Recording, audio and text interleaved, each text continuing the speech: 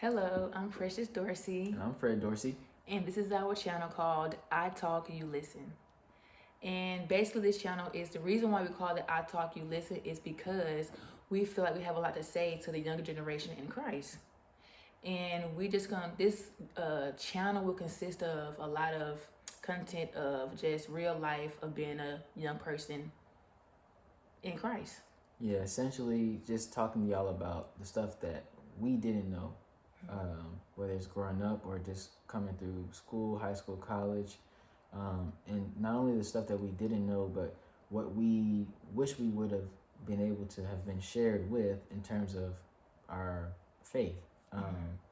You know, understanding that you don't have to copy people, understanding that you can be your own person, understanding that it's cool to go to church, it's cool to praise the Lord, it's cool to, not drink, not do those things. You can still go out and have fun, but you don't have to be someone else. You can be who you are. And so we'll be sharing our life lessons essentially, and just trying to be real with y'all as far as what we've gone through, our relationship, and stuff like that. Yeah. So we will give you the background of our story, how we met, and how God brought us together. So you want to go for it? Yeah. So we're both track athletes, and we're both from Georgia, and so essentially we, in high school when we were running track, we were recruited by all of the same schools. There were like 3 or 4 schools that we both got recruited for and offered scholarships for. Now she got offered more scholarship money than me, but I still count. We still could end up in the same school though. Yes. So somehow or another, we both end up choosing the same school. Do you want me to say what school or keep that to ourselves? No, it's fine. Okay, we both end up choosing the University of Kentucky. You feel me? UK, and we actually was there first. I went just straight out of high school. Yeah, and I went to Kansas. So I was in Kansas for 2 years, and then I transferred to Kentucky. So I was there for my junior and sophomore year. I'm sorry, senior. Freshman. Oh, you said Kentucky junior and senior year. Yeah, Kentucky was my junior and senior year, and I went straight out of high school to Kansas. So you want to tell your school? Coffeeville, go. So yeah, I was a sophomore when she came to school at Kentucky. We ended up meeting, and there were some rough patches in the beginning because I was coming out of a relationship. I'm stopping right there because I'm gonna tell him. I'm gonna tell the story. Okay. So we're gonna wind it back. Okay. Like he said, he went to Kentucky straight out of high school, and I went to Kansas straight out of high school. Transferred to Kentucky, and I went on my visit to Kentucky. And so that's how we got there, okay? And so when I went there, when you go on your visit and you meet everybody, on the team, stuff like that. And I met him not thinking, that I like him or it was gonna be something like, no, I was already in that relationship, and I did not wasn't looking, he gonna be my person, like, no.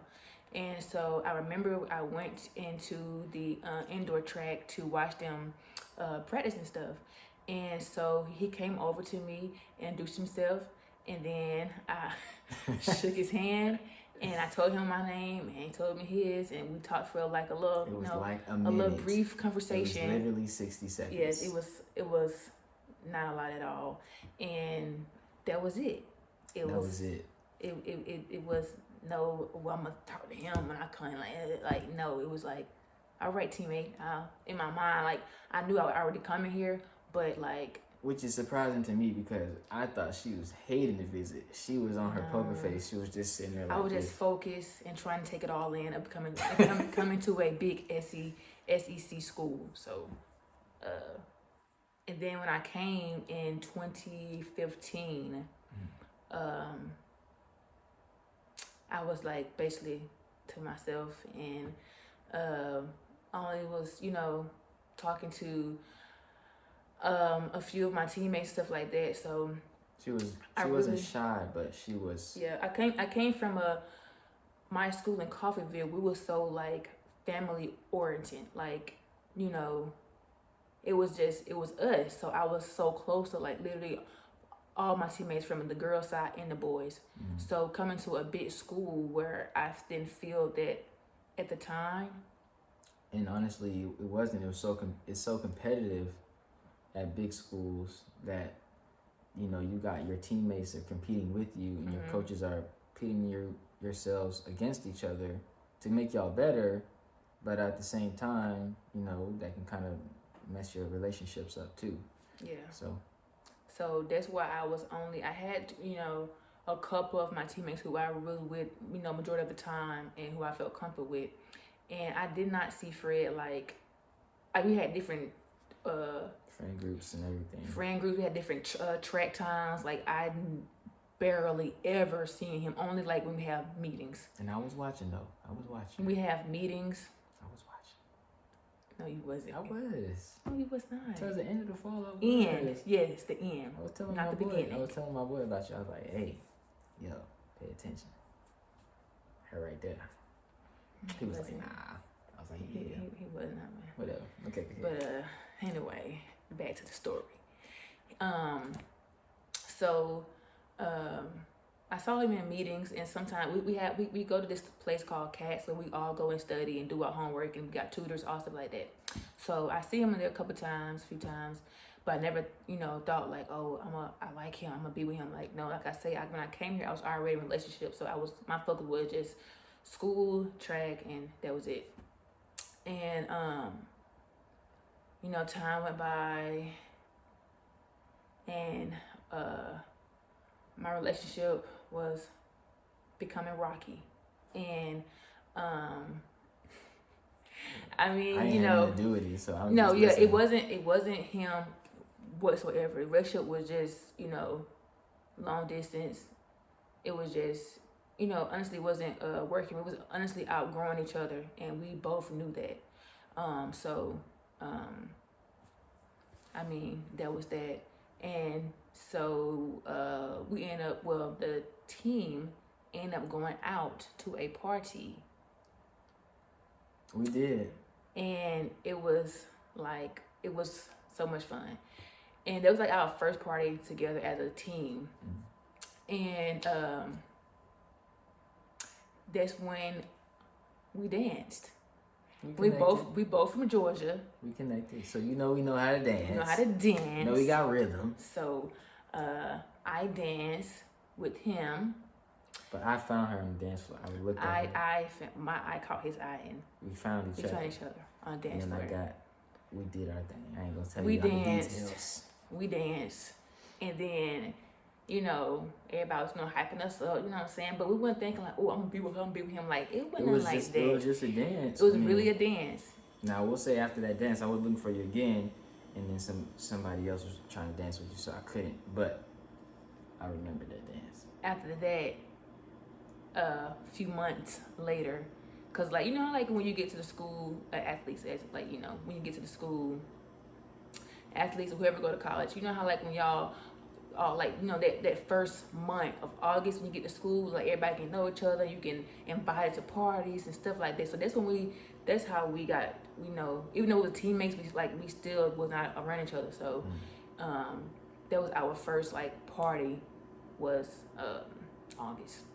But a few months after that, like I said, I was in a relationship. So, but my relationship was, it was becoming,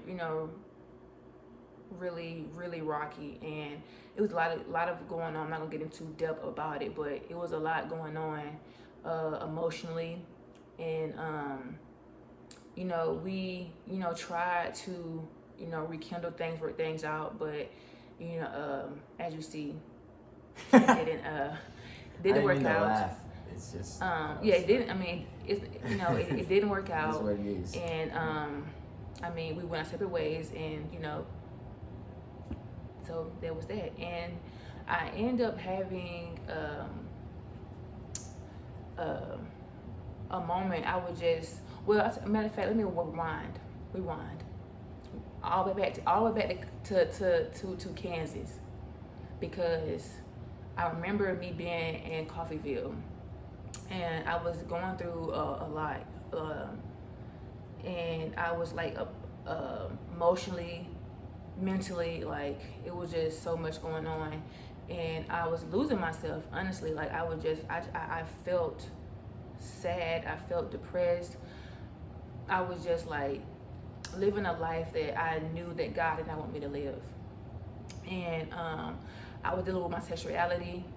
Um, and like I say, I'm not judging like nobody whatsoever. And but for me personally, I knew that God didn't want me to, be with a woman. And I was in a relationship with a girl for about 2 years, and it's something that I don't regret at all, because I don't regret anything I have done in my life. I learned from it, and I own up to my truth. It is what it is. I forgave myself. God forgave me, and that's it. And I knew it.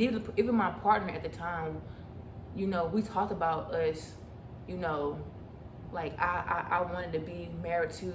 I want to be married. I want to have kids. I want to have the big house and stuff like that. And she wanted something different. We both knew that, and we came to understanding. And it was hard, really hard for us to let go of each other. But we did, and we are still friends to this day. And we both knew we wanted separate lives, but we are genuinely really, really, really close friends. And I remember that time when I was like feeling like so helpless and at my lowest point, and I was just crying myself to sleep, like many, many, many nights when I was in college. But nobody didn't know. I mean, a lot of us, have dealt with, depression, have dealt with sadness, and just feeling hopeless. And we can put a smile on our face like nothing, and that's what I was doing. So I remember praying to God. I was asking God, like, God, please send me somebody who was a virgin, because I did not want to have sex, and I knew it was wrong. So I'm like, I don't want to have sex. Like I don't want to do it. Like I'm done. And a lot of my relationships, well, a lot, I wasn't in a lot of relationships, but a lot of people who I was in a relationship with, I was like, I don't want to have sex no more. And they didn't take it as well, because obviously we're not together. So imagine being in your 20s, you tell somebody that you don't want to have sex with them. Like, I was in my serious relationship, I could say I was in like like three or four serious relationships I was in. And I was to the point where I was like, I just kept feeling like on my heart, like, I don't want to like do this anymore, like have sex and stuff like that. I'm like, I know I should wait till I'm married. But like, sorry. Ooh, I obviously didn't listen, and I just kept feeling like so sad, like I said, depressed. I just felt hopeless, all those emotions of just sadness, but I covered it up. And so I remember when I was in Coffeeville, I was just crying. Like I cried, like how that cry would be like this. That's how bad I was crying. I was crying like that, and I was just like, God, just send me somebody who is a virgin, who don't want to have sex and is loving for me, and like he'll not be my type, because like literally like you have to like go outside of your comfort zone, because your type is the ones that are hurting you and putting you through all this stuff. It's like maybe you need to go outside of your type. So I was like, God, but you know what? I still want him to look good though and be attractive and cute. You know, I was crying with being specific though, and I was just like, you know, God, I just pray He loves me. He's a man of God, and but I'm crying my eyes while I'm saying this. So, and I'm just like, you know, I just pray God that I find this person. Well, no, I said no. I said, God, you know, not me find them. You put them in my life, and I just be like, whoa, where you come from? I literally was saying all these things, and lo and behold, when I got to Kentucky, like I said, I was already in a relationship. It was, you know, it was rocky, but now I'm back in Kentucky now. So I had to tell you how I got Full circle. the full circle. So now I'm back to me being in Kentucky and stuff like that. So I was like, you know, around my teammate and you know, they always was like, you know, Fred a good guy and blah blah blah stuff like that. And I was like, okay, yeah, man, he cool, you know, woo. And she was like, oh, Fred's so cute. And I was like, yeah, right. I mean, like I say, I was relationship, so I wasn't even looking like at him like that. And I'm like, oh, okay. And she just kept saying, I'm like, why every time I'm around her, she's the only person she keeps saying it. And mind you, she did not like Fred, nothing like that.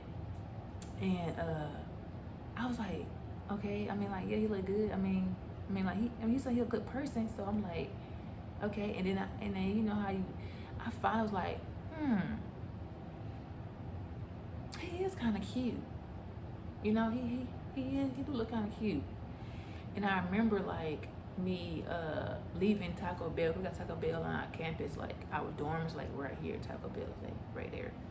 And so I was walking to get some Taco Bell, and I coming back, I seen all like the guys, my teammates, and they walking out. I seen, you know, Fred, and I was like, he cute. I'm like, whatever. And I was like trying not to like blush or nothing. I was just trying to be serious, and you know, and I was like, oh my God, I think I like him. I'm like, wait a minute now. So when that happened, I had a dream about him, and I was like, I don't even know this boy. Like, we barely talk, don't even be around each other at all. So I'm just like why am I having a dream about him for? And so it was so crazy. I had a dream about him. I had never been to his dorm room. And mind you, we in the same dorm, but I never been to his room. Like when I told him about the dream, like as you know, as I talked to him and stuff, I was like, I was like, how do I know how this boy room look? So I had a dream about me being in his room, and like we was like kissing and stuff, and he stopped me. He was like, I can't have sex with you. And I was like, oh my gosh, like you can't have sex? And he was like, I'm a virgin. I was like, all that, it was in a dream. yes. Right? Yeah. And I was like this. He's like, I'm waiting for marriage. And I was like, this is the one. I'm like, God. Like, God, you working fast. You know what I'm saying? I was like, oh my God, like you a virgin? Like, you don't want to have sex with me? He was like, and I'm just like, oh my gosh. And so I woke up and I was like, wow, that's weird. Cause like, I didn't know all this stuff at first. And I slid in his DMs. She did. And I was so excited because I was having a tough time with school and all kind of stuff. And then I also had come out of a relationship just previous to that. And that was very draining, you could say. So when she hit me up, I was already interested in her. I backed off because I knew she had a boyfriend, because her roommate was interested in my roommate. So me and her roommate were talking to me. I was trying to help her get with my roommate while I was also inquiring about Bae. And so I had asked her roommate, like, hey, like, is she in a relationship still, blah, blah, blah. And I actually came to their room, and she was telling me that, yeah, she got a boyfriend and all that stuff. I was like, oh, okay, so I'm not going to say nothing. And it's funny because that day, when I was leaving that room, I was walking out of she was walking out of her room. I was walking out of her roommate's room. Obviously, I'm friends with her roommate. She's good friends with her roommate still. So we weren't doing anything. We were just talking. And so, but I knew Like, okay, Yeah. If I would've she seen sees that, me coming out of this room, I've been like, it's what gonna is be this? over with. She's gonna think I'm a hoe, blah blah blah, and I'm not that. Can you say that? It's illegal. That's not a Yeah. bad word. I mean, That's it a totally doesn't it's bother a real. I mean, it's. me. I won't use it a lot, but Yeah. that's why I had to use that for context. So I got out of that room. She saw the back of my head, and I ran down the hallways to make sure she didn't see me. Good thing I opened the door. Yes, Cause I did. I was just like, she don't look at that. she don't like that wishy-washy stuff. She would have been like, something Yeah, going on, it would have been it. and it wasn't. But fast forward to when she texted me, DM me via Insta. I did. I was lit, so lit that I was like, yeah, you can come over tonight. Like, Mine was like what 1 are we o'clock in getting the into? morning. And I'm like, I'm not coming over. I It's was like, oh. 1 o'clock in the morning. I was like, dang, I messed it up already. I said, you can give me your number and I can text you tomorrow. So that's what we did, and she came over the next day, and then from that day forth, we was like this. Now I was still having some issues with dealing with my past experience, which I just didn't want to commit to another relationship at the time because I just felt like I didn't want to get hurt. But I had, prayed on it and everything, and just asked God for guidance as far as just letting me know, should I try this? And obviously God gives us a spirit of courage, not a spirit of fear. And so I was like, okay, I'm gonna just open my heart, and I'm gonna try earnestly, because I was like in and out. I was like saying, yeah, I liked her. We were kissing, and then he was like I showing would text me her like, back.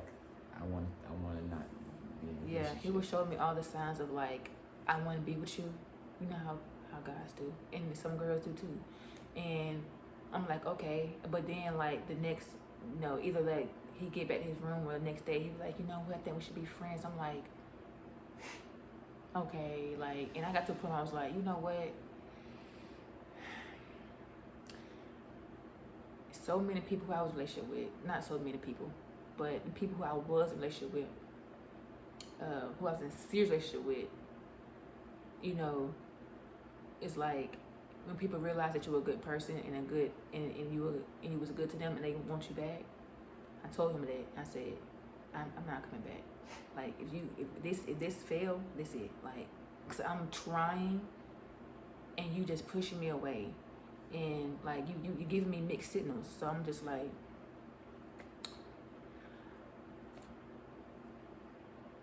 basically what she we was gonna like, do? make a decision. Yeah. And that's what I had to do. I had to man up and either say, yes or no. And I said yes because I was like, but I don't have nothing better to do. She's beautiful. I like her. It's not like I don't have a problem with the liking part. Like, what am I tripping for? So I just let all that go, and I'm glad I did. I'm glad she didn't give up on me too, because it's not the case in every situation. Like, a lot of us, we try to hold on to situations you don't need to hold on to. You know the signs. You just need to get out. You know what I'm saying? But when you are both mutually compatible, you like each other, you like a lot of similar things, you like to explore the different things that you like, it's easy to have a conversation with that person. It's easy, like, we would just chill, we would just be in the room and we could just be chilling, not saying anything. Like watching movies and just it's just a vibe. Like, we knew each other for a very long time. Yeah, it was as if that, but from the beginning. Yeah. So when you have something like that, that's different, and so you should definitely take the chance. Now y'all still gotta be faithful. Y'all still gotta like we knew that we wanted long term. Like, we knew, like, okay, our next relationship, like, we want long term, like, marriage, kids. Like, look, build something with this person. Like, it's not no like, oh, we together, but I'm talking this such and such. I'm like doing all this stuff. Like, nah, I don't got time for that. And like I say, for myself personally, I wasn't the perfect person, and I also have a past. And like, my relationships were, vice versa, just things that we had no business doing.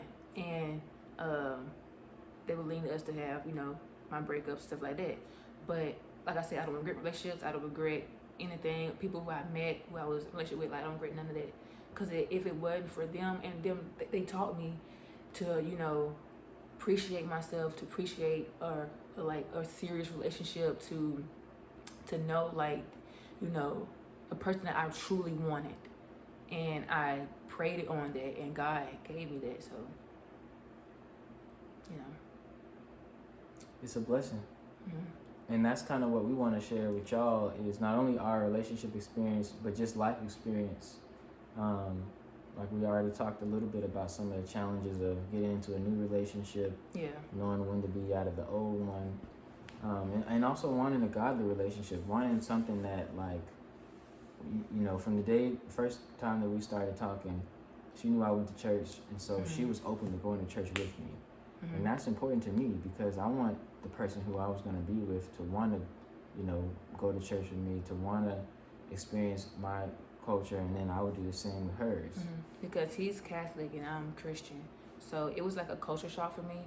But at the same time, like, for real. But I enjoyed it though, just because I knew like how much he loved going to church, and like even if it's a culture shock, it's still the same message. Yeah. So it's a great message, like, you know. So it's not much so of like, you know how like at a Christian church, you know, we're dancing, we're praising God, and more Catholic is more like, you know, modern type, laid back. Yeah, laid back. But the message is still there, so it's still like, wow, there was an amazing message. So, it was. I still enjoy it. Obviously we still go there. Both churches. So, but yeah, like we just wanted to let you guys know like how we became one, how we here, and you know, like our relationship, you know, it wasn't like easy in the beginning, not just because not with nobody talking, cheating, nothing like that. It's because we was getting over our hurt, our past relationships, and we knew that we did not want to, you know, mess this one up. And we just wanted to let you guys know, like, it take time, and don't rush trying to find somebody. Like, that's our thing we mess up with. We're trying to find somebody other than letting God bring that person to our lives. Mm-hmm. And it's just so much. When you go looking, you look, trouble gonna come because you're looking for it. Like, you just, oh, is that person the one? Oh, I think that person went because they did this and they did. Like, no. God is going to put that person in your life. He's going to put who you need and what you need. And you got to understand, like, it's called patient obedience. You have to trust in God. And you know how people say, in relationship, if there's no trust, there's no relationship. So if you don't trust God, what relationship do you have with him? Mm. So, and like for me, like I'm speaking from, like I say, I'm not perfect. So it's not like I'm just, I just changed overnight. Like, no, I'm 27 years old, and it took me 27 years, like, to realize how important God love is to me. Like, it's, like, I love that. Like I said, I love my husband, I love my children, but the love that I have with God is something that I have never experienced in my life, and I'm just like, wow, you know, this is real love. And that's what I'm just like saying. Like, God is just, God is love, and He gonna put that person who He know who's gonna love you. And it says a man should love his wife like the church. His wife, not no girlfriend. His wife. So, like, you know, don't pour all your all into someone who is not your husband. Don't give someone who is not your husband or your wife the same sexual privileges of someone who is your husband or your wife. Yeah. Because that, even though we try to make it casual these days and we're saying sex is all right and people are saying all these things, it's not the case. Yeah. Because you still have those soul ties, you still have that emotional tie to that person long after you've finished the relationship. Not only that, but it's harder to determine while you're doing the dating phase if you are right for that person or if that person is right for you or not, because you're so clogged in your mind by, oh, the sex is good, so that must mean something. It really don't mean nothing. Yeah. When you get married, if you get married and you're gonna be with somebody for however many years, Yeah, you have kids. 10, 20, 30, Yeah. you got to deal with all the other stuff. All of stuff, yep. The sex is like every so often, you know, even if you have sex every other day, you're going to be, the rest of your 23 hours, if you can go that long over an hour, the rest of your 23 hours is going to be kids, school, work, working on stuff that you want to work on, you know, and you got to deal with that. You got to deal with that person all the time. So you have to be able to love that person, even though, you know, they may burp loud and you may not like that. They may swallow loud and you may not like that all the time.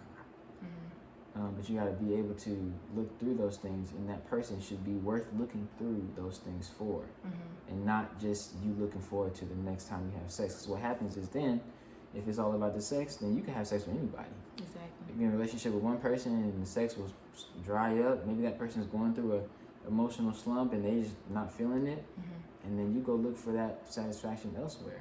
That's why you see a lot of divorces. One reason why, because people are getting married and doing things that married people do before they actually need to be.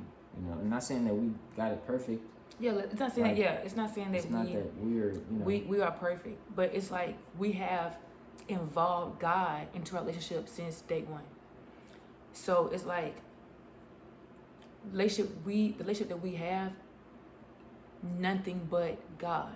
I'm telling you, like, God is the head of our marriage, our household, our relationship. Like, God is the head of everything in our life. So it's not saying that we're perfect or anything like that, but we're saying we're perfect in Christ.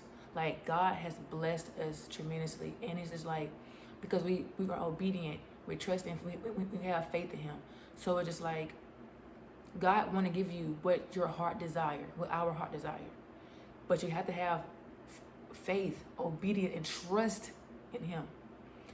And we, you know, it took us some time, but we are at that point, and our faith is just all the way there, trust all the way there, obedience all the way there.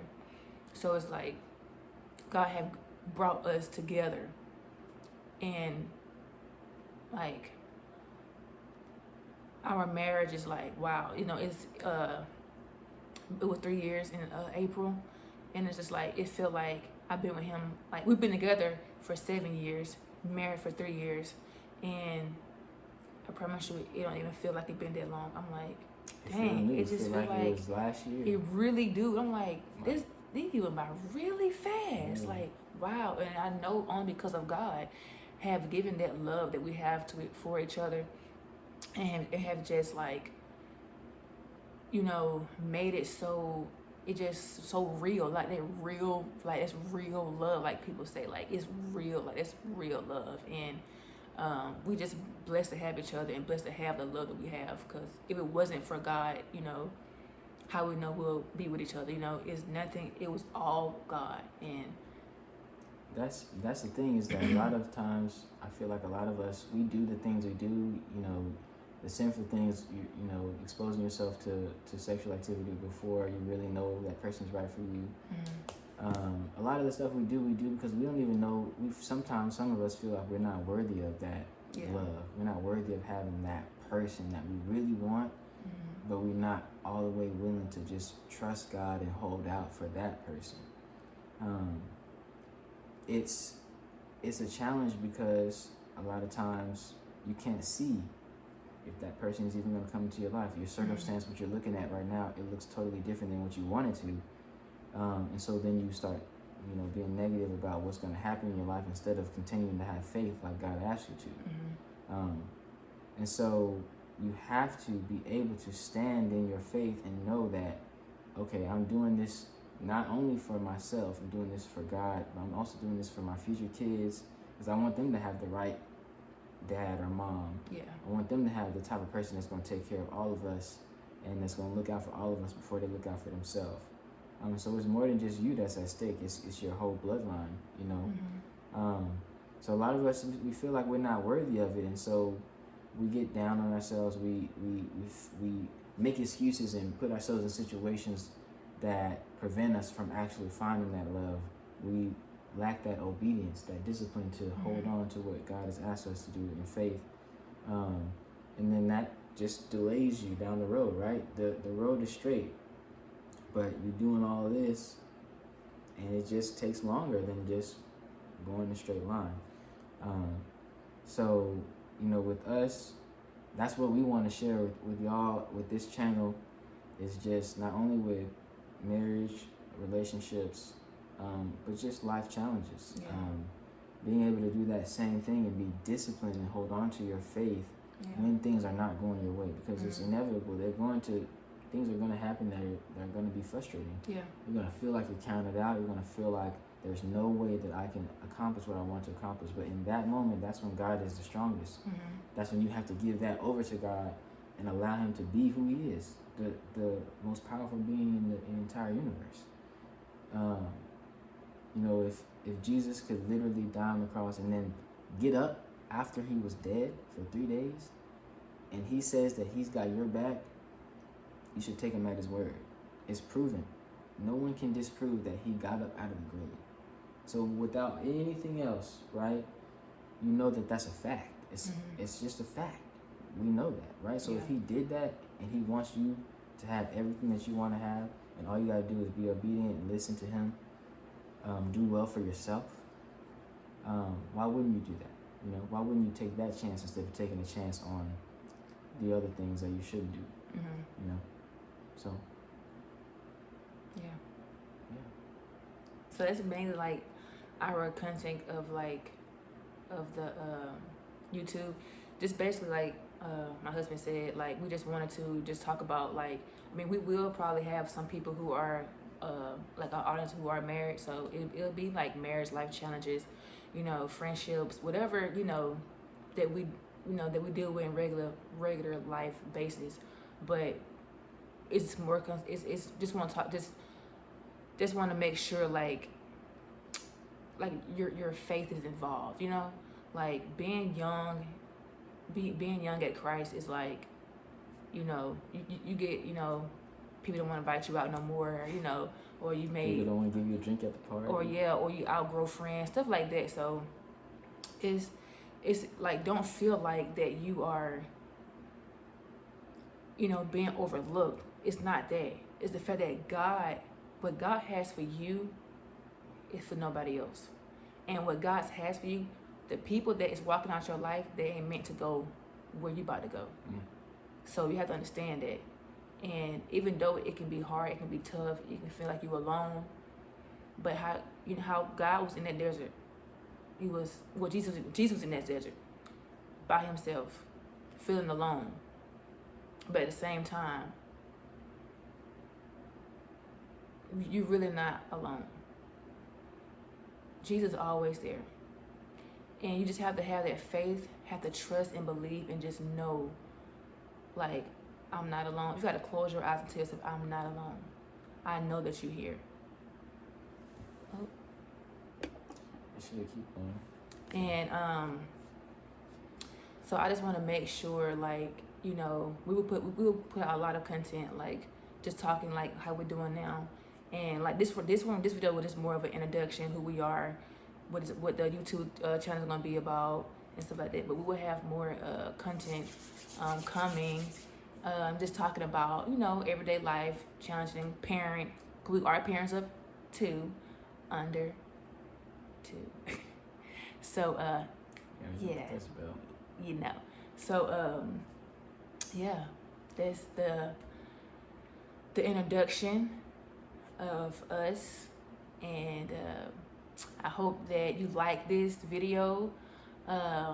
Comment, subscribe, hit the notification button, ring the bell, you know what I'm saying? Yeah, so we just 2 young people who are on fire for God, and we want that same for our young generation as well. So here we are. Okay. That's all we got. That's it. All right. See y'all on the next one. Peace.